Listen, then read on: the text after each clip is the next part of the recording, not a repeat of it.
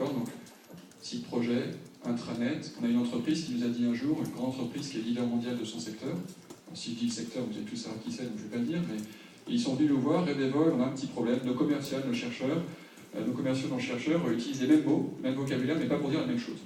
Comment on fait ? Alors, nous, on a pensé tout de suite à un truc tout bête, on n'a rien inventé. C'est le Wiktionnaire. Le Wiktionnaire, c'est le dictionnaire à la Wikipédia, qui est fait par les mêmes gens, en fait. J'édite un dictionnaire, comme j'édite Wikipédia, qui est une encyclopédie. Donc, on leur a proposé un site, on n'a pas dit wiki, on leur a proposé un site sur lequel ils pouvaient mettre un mot par page, ils avaient créé les pages en fonction des mots qu'ils voulaient définir, et dans chaque page, ils avaient la possibilité, le droit, il n'y avait pas de vraie règle, il y avait une seule règle, on va voir, ils avaient le droit de mettre ce qu'ils voulaient. La règle, c'était justement que dans chaque mot, il y ait au moins une définition. Soit celle sur laquelle on est d'accord, soit celle des commerciaux et celle des chercheurs. Et petit à petit, le consensus allait se faire.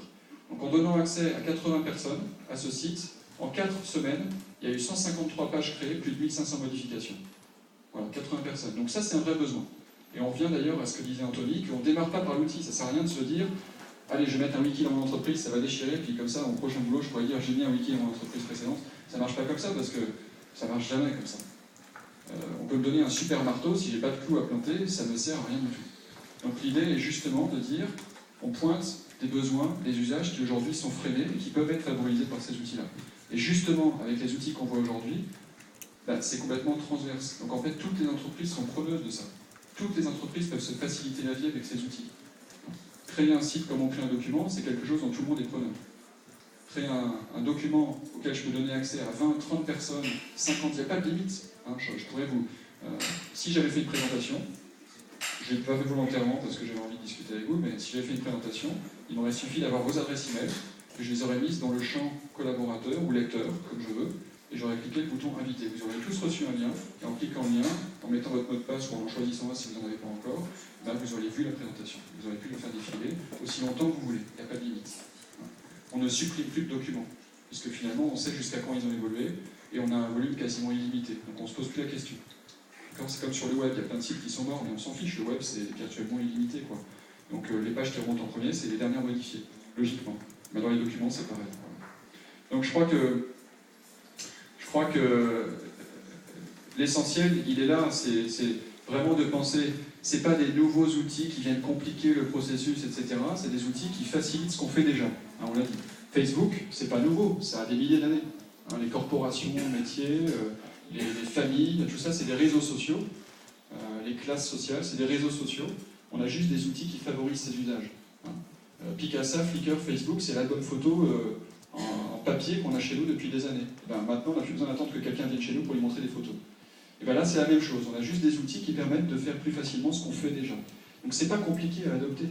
C'est pas compliqué. En revanche, il faut comprendre certaines choses pour que ça puisse permettre de créer de nouveaux usages. Voilà. Il y a des choses nouvelles qui se créent qui n'étaient pas possibles avant. Typiquement, le livret d'accueil nouvel arrivant, j'en ai vu plusieurs des vieilles versions. J'ai vu aucune entreprise où c'était à jour où ça se faisait vraiment. Parce qu'il n'y avait pas de bon moyen de le faire. Donc c'est le CD avec le PowerPoint dessus qui date d'il y a 5 ans, qui n'a pas été mis à jour, etc. Donc voilà des usages qui n'ont pas cours et qui ont beaucoup de valeur pour l'entreprise, pour l'identité de l'entreprise, pour partager les compétences. Voilà, il y a un vivier de compétences. Un tel, il fait de la téléphonie, mais à titre privé, il fait des super maquettes, il gagne des concours. Peut-être que le marketing est intéressé à savoir ça. Puis il y a peut-être intérêt à en parler, à partager ses photos là-dessus. Voilà. Donc merci beaucoup, et puis pour votre temps, et donc si vous avez quelques questions, je pense qu'on peut les prendre. S'il vous plaît, je vais vous donner mon micro. Oui, une question pratique. Quand on travaille dans l'entreprise, au sein d'une grande entreprise, et il y a un projet qui émerge, qui va concerner énormément de monde, mais je dirais pas toute l'entreprise, est-ce qu'il est possible de mettre en place des outils collaboratifs, il y a plusieurs qui ont été présentés là, des plateformes, mais qui ne peuvent impacter dans le système, parce que c'est l'intégration avec le système d'entreprise, oui. la question derrière, qui va faire que ça va pouvoir se mettre en place, mais dans une configuration donnée, une organisation donnée, et qui n'impacte pas l'ensemble de l'entreprise. Oui, c'est très intéressant parce qu'en fait, la plupart du temps, on commence comme ça, on ne fait pas de Big Bang, on ne démarre pas pour 50 000 personnes à la fois. Il y a deux éléments de réponse, je pense. Le premier, c'est comme c'est chez Google, quelle que soit la population qui vous intéresse, le système est mis en place de la même façon. D'accord ? C'est extrêmement rapide. En quelques jours, ça y est, c'est prêt. C'est ce qu'on est en train de faire avec des tas d'entreprises, c'est extrêmement simple. On s'inscrit à YouTube, voilà, grosso modo, c'est à peu près la même simplicité. Donc, pour ce qui est de la mise en place, c'est très facile. Le sous-élément, là, c'est l'intégration, comme vous dites, avec le système d'information, c'est-à-dire les liens qu'on peut faire avec le système d'information. Bon, il y en a tout un tas, et finalement, là, il n'y a rien de bien nouveau. C'est l'authentification, c'est les flux de données, le moteur de recherche qui va chercher dedans, etc. Donc là, il y a des réponses. Et après, sur le fait de pouvoir partager ou pas la donnée à une population donnée, eh bien, oui, c'est de fait, puisque quand je crée là-dedans, dans Google Apps, un document, un site, un calendrier, une vidéo, etc., par défaut, elle n'est pas partagée, elle n'est accessible qu'à moi. Et je peux décider, je la partage à toute l'entreprise, ou à tel groupe d'utilisateurs, ou seulement à 16 utilisateurs que j'ai cherché dans le domaine. Est-ce que ça répond à votre question? Oui, oui, d'accord, ça répond. Mais alors, par exemple, pour moi, un effet de taille, on a vraiment une très grande entreprise. Et il y a 10 000 collaborateurs sur 120 000 qui sont impliqués sur ce projet-là. Comment on connecte 10 000 collaborateurs sur une plateforme sans que les 90 000 euros soient impliqués? Il suffit de ne pas leur donner d'accès. C'est une question d'identifier un mot de passe. Donc en fait, si je n'ai pas de mot de passe, je ne peux pas accéder à la plateforme. Vous comprenez ce que je veux dire? Si YouTube, si vous voulez publier une vidéo, il faut que vous puissiez d'abord vous créer un compte. Si YouTube décide de supprimer le lien créer un compte, ou qu'il faut le faire après validation de quelqu'un, alors il faut attendre d'être validé pour pouvoir utiliser la plateforme. Donc c'est aussi simple que ça. Et ça, je pense que c'est vrai en fait pour toutes les solutions qu'on voit aujourd'hui.